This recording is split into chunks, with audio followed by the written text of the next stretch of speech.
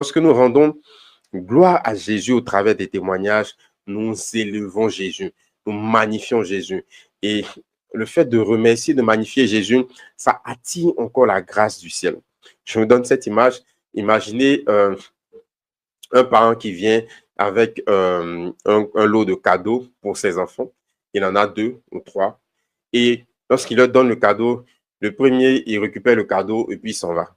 Bon, c'est un enfant. Voilà, c'est son droit de recevoir un cadeau. Il prend le cadeau, il se tourne, il s'en va. Il y a un qui prend le cadeau et il l'ouvre, il se plaint, il jette, il dit, mais papa, qu'est-ce que tu as acheté pour moi? Ça ne me plaît pas. Et puis, il balance le cadeau à la poubelle. Et le troisième enfant, lui, lorsqu'il prend le cadeau, il l'ouvre et puis il dit, waouh, papa, merci pour ce cadeau. Vraiment, tu as pensé à moi. Merci, papa, je t'aime fort. Et il fait un câlin à son père. Bon, ces 3-là sont enfants de cet homme, de ce père. D'après vous, l'attitude duquel touchera le père? Qui parmi ces 3 pourra recevoir des faveurs supplémentaires du père? Ce n'est pas une question piège. Voilà.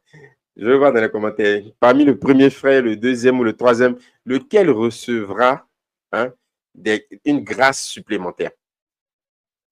Shalom à Madeleine Lembe qui nous rejoint depuis la Belgique. Sois bénie, Madeleine. On peut acclamer Jésus pour Madeleine. Bienvenue à ce live de guérison et de délivrance. Le Seigneur a quelque chose de merveilleux, de particulier pour toi. La grâce et la bénédiction de Dieu est en partage au nom de Jésus. Alors, je disais que parmi ces 3 enfants, le troisième, qui est celui qui a manifesté un engouement, un remerciement, est celui-là qui va bénéficier des grâces supplémentaires du Père.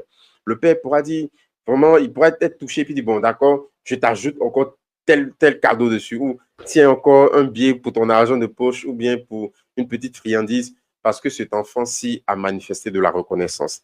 C'est exactement ce que vous pouvez créer dans le cœur de Dieu lorsque vous témoignez de ses bienfaits dans vos vies. Il dit, comptez les bienfaits de l'Éternel, mettez-les tous devant vos yeux et vous verrez à quel point ils sont nombreux, ils sont grands. Alors que Dieu nous bénisse et que le Seigneur nous donne cette culture du témoignage.